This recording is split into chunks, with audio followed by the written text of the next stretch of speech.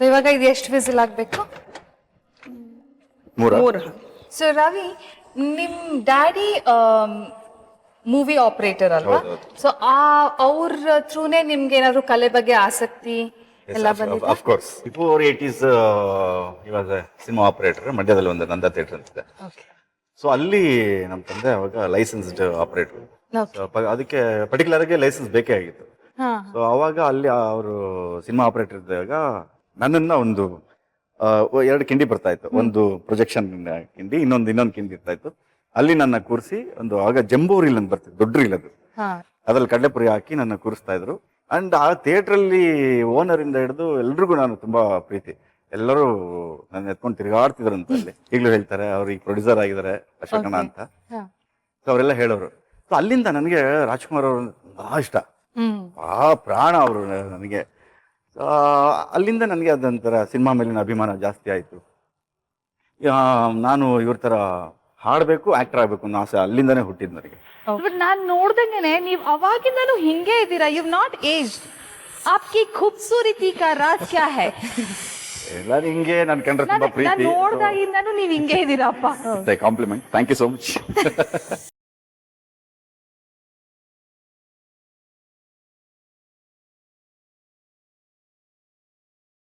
So ಇವಾಗ next ನೀರು.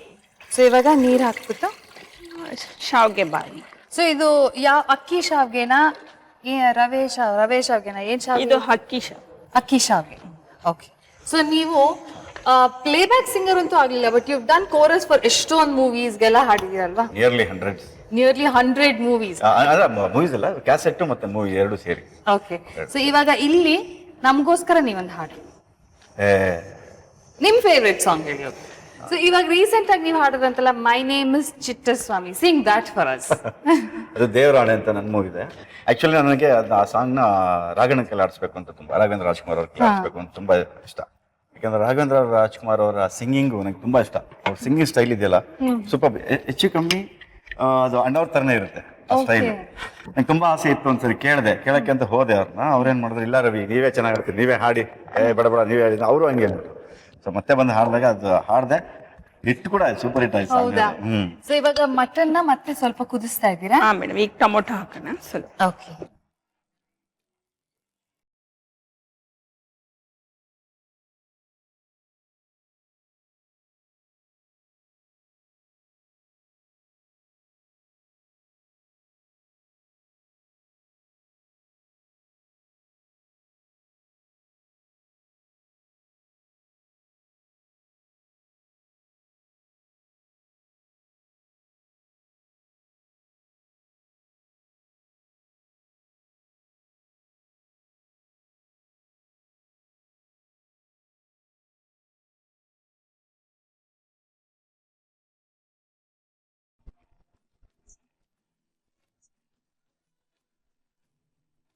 ಇದು ಮಟನ್ ಮಸಾಲ. ಇದು ಮಟನ್ ಮಸಾಲ ಅಲ್ವಾ? Mutton masala 1 spoon. ಓಕೆ. ಸ್ವಲ್ಪ 1.5 ಹಾಕ್ತೀನಿ. ಗರಂ ಮಸಾಲ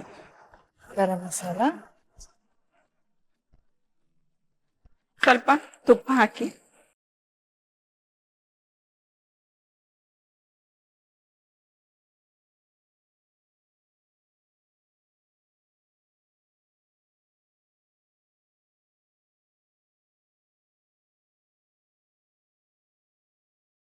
ಹಾಕ್ಬೇಕು. ಫುಲ್ ಹಾಕ್ಬಿಡೋದಾ?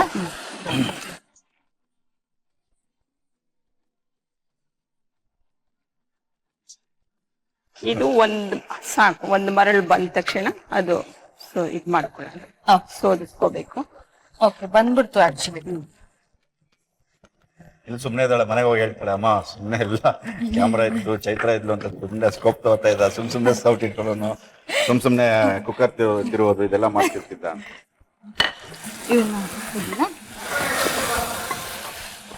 ಇದನ್ನ ಈಗ ಅದಕ್ಕೆ ಮಿಕ್ಸ್ ಮಾಡೋಣ.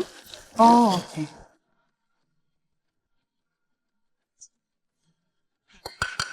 ನೀರು, ಸ್ವಲ್ಪ ನೀರು,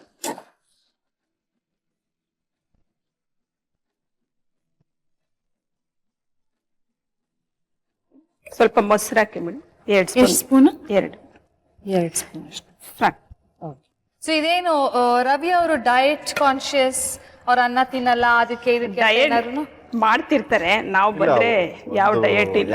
ನಾನು ಹೇಳ್ತೀನಿ ಬಿಡು, ನೀವೇ ಆಕ್ಚುಲಿ ಏನಂತಂದ್ರೆ ಡಯಟ್ ಮಾಡೋ ಟೈಮಲ್ಲಿ ಮಾಡ್ತೀನಿ. ಅದು ಬಿಟ್ರೆ ನೆಕ್ಸ್ಟ್ ಇಲ್ಲ ಅಂತ ಗೊತ್ತಾದ್ಮೇಲೆ ಒಂದಷ್ಟು ದಿನ ನಿಲ್ಸ್ಬೇಕು ಅಂತ ಶುರು ಮಾಡಿದ್ಮೇಲೆ ರಾಕ್ಷಸ್ ಅಂತಾರ ತಿಂತಾ ಇರ್ತೀನಿ. ಏನ್ ಅನ್ನ ಬಿಟ್ಟಿರೋದು ನಂಗೆ ಸ್ವಲ್ಪ ಕಷ್ಟ, ಅನ್ನ ಅಂದ್ರೆ ತುಂಬಾ ಇಷ್ಟ. ಆಮೇಲೆ ಈ ಡಯಟ್ ಏನ್ ನನಗೂ ಇಷ್ಟ ಇಲ್ಲಪ್ಪ, ಯಾಕಂದ್ರೆ ಬರ್ತಾ ಬರ್ತಾ ಇದೇನಾಗ್ತದೆ, ನಾವು ಈ ಆಹಾರಗಳನ್ನ ಹೇಟ್ ಮಾಡೋ ಸ್ಥಿತಿ ಬರಕ್ ಶುರು ಆಗುತ್ತೆ. ಯಾಕಂದ್ರೆ ಇದೆಲ್ಲ ಮಿಸ್ ಮಾಡ್ಕೊಳಕ್ ಸಾಧ್ಯನೇ ಇಲ್ಲ, ಎಲ್ಲ ತಿನ್ಬೇಕು. ನಮ್ದು ಡಾಕ್ಟರ್ ರಾಜ್ಕುಮಾರ್ ಅವ್ರ ಪಾಲಿಸಿ, ಚೆನ್ನಾಗಿ ತಿನ್ನಿ, ಮೈನ ದಂಡಿಸಿ ಲೆಮನ್ ಹಾಕಿ ಮೇಡಮ್, ಬರ್ನ್ ಮಾಡಿ ಅಂತ. So but you are very much inspired by doctor Rajkumar ಅನ್ಸುತ್ತಲ್ಲ. ಡೆಫಿನೆಟ್ಲಿ. ಸೊ ಅವ್ರ ತರ ಚೆನ್ನಾಗಿ ಏನ್ ಬೇಕಾದ್ರೂ ತಿನ್ಬೇಕು, ಜಿಮ್ಗೆ ಹೋಗಿ ಚೆನ್ನಾಗಿ ಬರ್ನ್ ಮಾಡ್ಬೇಕು, ಅದು ನನ್ನ ಪಾಲಿಸಿ. ಸೊ ಇವಾಗ ಒಂದ್ ಅರ್ಧ ನಿಂಬೆ ಹಣ್ಣು ಹಾಕಿದ್ವಿ ಕೊನೆಯದಾಗಿ. ಈಗ ಇದು ಫೈನ್, ಕೊತ್ತಂಬರಿ ಸೊಪ್ಪು, ಪುದೀನ, ಇದು ಸಾಕು. ಪುದೀನ, ಚೈತ್ರ ಅವರೇ ಮಿಕ್ಸ್ ಆಗಿದೆ. ಈಗ ಸರ್ವಿಂಗ್ ಬೋಲ್,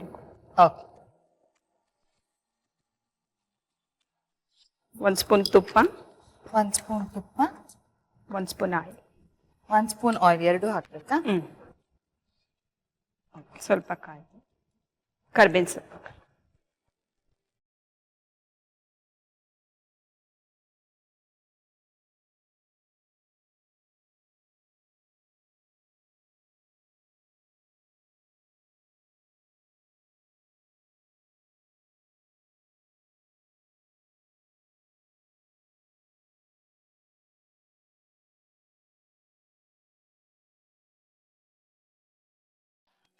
ಸ್ವಲ್ಪ ಕೊತ್ತಂಬರಿ ಸೊಪ್ಪು ಮೇಲೆ, ಸ್ವಲ್ಪ ಕೊತ್ತಂಬರಿ ಸೊಪ್ಪು ಫುಲ್ ಹಾಕ್ಬಿಡಿ, ಹಾಕಿ ಸುಮ್ಮನೆ ಮೇಲ್ಗಡೆ ಗಾರ್ನಿಶ್ಗೆ ಕೊತ್ತಂಬರಿ ಸೊಪ್ಪು, ಕರಿಬೇವು.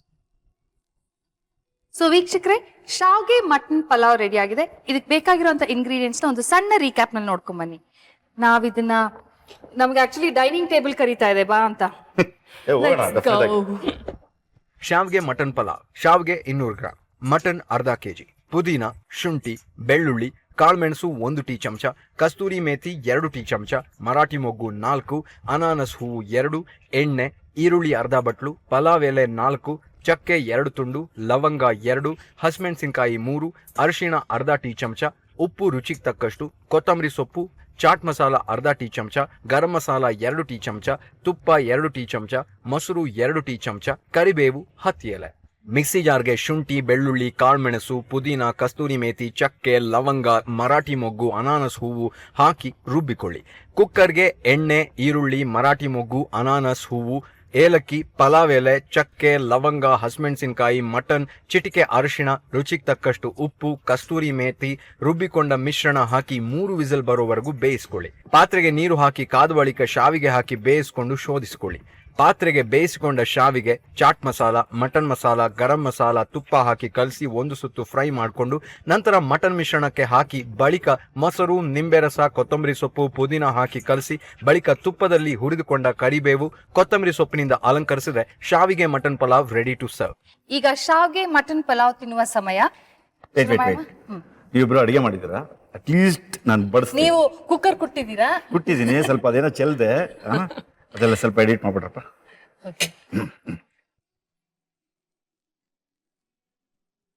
ಮಾಡ್ಸಕ್ ಬರುತ್ತಲ್ವಾ? ಬರ್ತ್ ಸಾಕು, ರೆಡಿ ತಿನ್ನೋಣ? ಮಾಡೋಣ.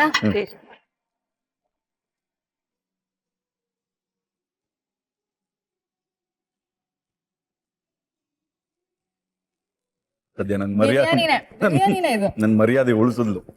Thanks. Very very very very tasty, very tasty.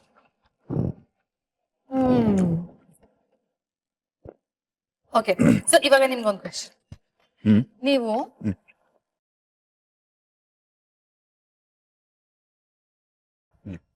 But ನಿಮಗ್ ಸಿಲಿಲಲಿನಲ್ಲಿ ಆ ಕ್ಯಾರೆಕ್ಟರ್ ಇಷ್ಟನೇ ಆಗಿರ್ಲಿಲ್ವಂತ? ಹೌದು. ಏಕೆ? ಇಲ್ಲ, ನನಗೆ ಒಂದು 24 ಸೀರಿಯಲ್ ಕೂಡ ನಾನು ಒಂದು ನೆಗೆಟಿವ್ ರೋಲ್ಸ್ ಜಾಸ್ತಿ ಮಾಡ್ತಿದ್ದೆ, ವಿಲನ್ ರೋಲು. ಆಮೇಲೆ ಸಾಫ್ಟ್, ಒಂದು ಫ್ಯಾಮಿಲಿ ಒಳಗಡೆ ತುಂಬ ಸಾಫ್ಟ್ ಆಗಿರೋ ಒಂದು ಕ್ಯಾರೆಕ್ಟರ್ ಮಾಡ್ತಿದ್ದೆ. ಎಲ್ಲ ಒಳ್ಳೊಳ್ಳೆ ರೋಲ್ಸ್. ಇದ್ದಕ್ಕಿದ್ದಂಗೆ ಅವರು ಕಾಮಿಡಿ ಮಾಡಬೇಕು ನಮ್ಮ ಇದರಲ್ಲಿ. ನಾನು ಇಲ್ಲ ಖಂಡಿತವಾಗ್ಲೂ ನನ್ನ ಕೈಲಾಗಲ್ಲ, ನನಗೆ ಕಾಮಿಡಿ ಮಾಡೋಕ್ಕೆ ಬರೋದೇ ಇಲ್ಲ ಅಂತ ನಾನು ಹೇಳಿದೆ.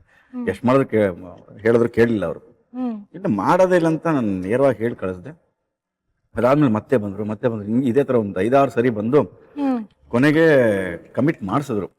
ಬಟ್ ನಾನು ಅದು ಮಾಡಿದಾಗೆಲ್ಲ ಎಷ್ಟೋ ಜನರಿಗೆ ಗೊತ್ತಿದೆಯೋ ಗೊತ್ತೋ ಗೊತ್ತಿಲ್ಲ ನಂಗೆ, ಬಟ್ ನಾನು ಇಷ್ಟನೇ ಇಲ್ಲದೆ ಮಾಡಿದಂಥ ಪಾತ್ರ ಅದು. ಅಷ್ಟು ಫೇಮಸ್ ಆಯ್ತು. ಅಷ್ಟು ಫೇಮಸ್. ನೋಡಿದ್ರಾ?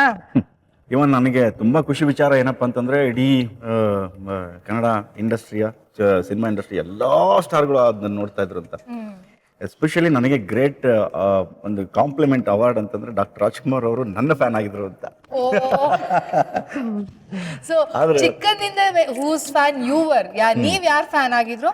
At the end of the day, he watched your work. ಇದನ್ನ ಬೇರೆ ಯಾರು ಹೇಳಿದ್ದಿಲ್ಲ, ಸ್ವತಃ ಪಾರ್ವತಮ್ಮ ಅವರೇ ನನಗೆ ಮತ್ತೆ ಸಂಗೀತನಿಗೆ ಹೇಳಿದ್ದು. ಒಂದೇ ಒಂದ್ಸರಿ ಅವ್ರು ಬದುಕಿದಾಗ ಬರ್ಬೇಕಾಯ್ತಪ್ಪ, ಅದೇನು ಅಂದ್ರೆ ಪ್ರಾಣ ಅವ್ರಿಗೆ. ನನಗೆ ಅವ್ರನ್ನ ಮೀಟ್ ಮಾಡಕ್ಕೆ ಚಾನ್ಸಸ್ ಸಿಗ್ಲಿಲ್ಲ. ಅದು ಹೇಗೆ ಹೋಗೋದು, ಯಾಕಂದ್ರೆ ಅವ್ರು ನಾವು ಅನ್ಕೊಂಡು ನನಗೆ ಅವರು ದೇವ್ರ ಸಮಾನ. ಹಿಂಗೆ ಹೋಗಿ ಮೀಟ್ ಮಾಡೋದು, ಯಾರು ಕರ್ಕೊಂಡು ಹೋಗ್ತಾರೆ ನಮ್ಮನ್ನ ಅನ್ನೋದೆಲ್ಲ ತಲೆಯಲ್ಲಿತ್ತು. ಆಮೇಲೆ ನಮ್ಮ ಸೀರಿಯಲಲ್ಲಿ ಎಲ್ಲಿ ನೋಡ್ತಾರೆ ಅಂತ ಅವ್ರು. ಇವನ್ ಪಾರ್ವತಮ್ಮ ಅವ್ರು ಹೇಳಿದ್ದು, ಅವ್ರು ವಾಕಿಂಗ್ ಟೈಮೇ ಚೇಂಜ್ ಮಾಡ್ಬಿಟ್ಟಿದ್ರು ಅಂತ. ಗೊತ್ತಿರಲ್ಲ, ಫಸ್ಟ್ ಮನೆ ಸುತ್ತ ವಾಕ್ ಮಾಡ್ತಿದ್ರು ಅವರು.